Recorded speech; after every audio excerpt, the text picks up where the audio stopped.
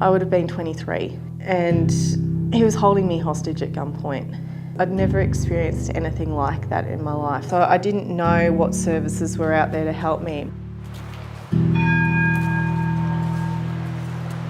In my situation, I tried to leave several times, like so many women do.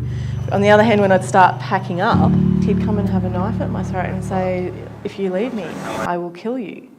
And then I'll go after your family and friends and I'll kill them too." I was so angry at my ex for putting me in a position where I didn't feel safe to go home.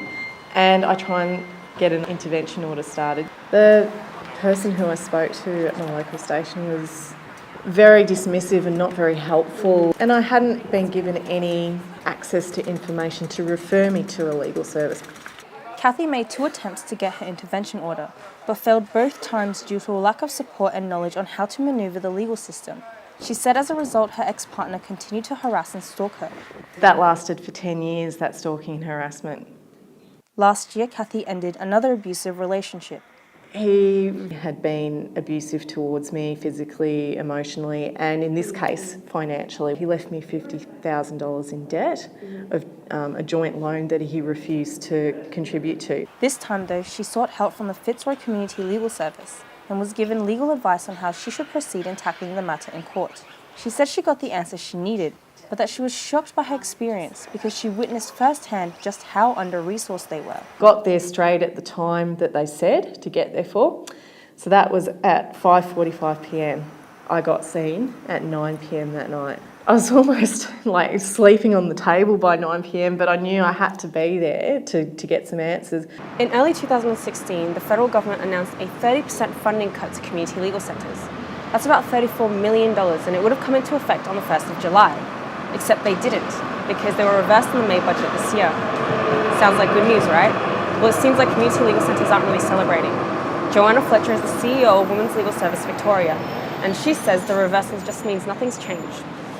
We can't be that happy about not going backwards. You know, there's so much need out there, and all that the reversal of the cuts means really is that we're in the same place we would have been if they'd not been made in the first place. Ms. Fletcher says they really need more funding, but not just that, they need financial stability too. Probably spent about 8 weeks a year chasing issues around funding, and it's very difficult. I mean, we're still in the middle of May and we don't know what our income will be for the next financial year. Of even greater concern is the impact that has on clients of not knowing what's going to be happening, 6 weeks in the future. Last year, over 160,000 people were turned away from receiving community legal services due to a lack of resources, and that number increases most years. Ms. Fletcher says that can cause a heavy burden on the Australian economy, and community legal centres are a relatively cheap investment when you consider the returns you get. Good legal help at the right time, can stop women from becoming homeless, which is very expensive to government, can stop women, from ending up in the child protection system. We know that family violence now costs the Australian community about $21 billion. Legal centres are a very inexpensive way of intervening in family violence. And like Kathy demonstrates, the difference between having access to community legal help and not having that access is just huge.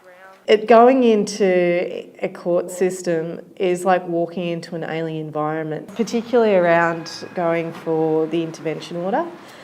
That for me was incredibly alienating. The person who is the community legal service person, it's like having someone to help guide you through how to actually engage and deal with that experience. I would have had a completely different outcome if I'd had legal support at the time, and also in terms of, from a trauma level, the trauma that caused to me potentially would not have occurred to the extreme of what happened.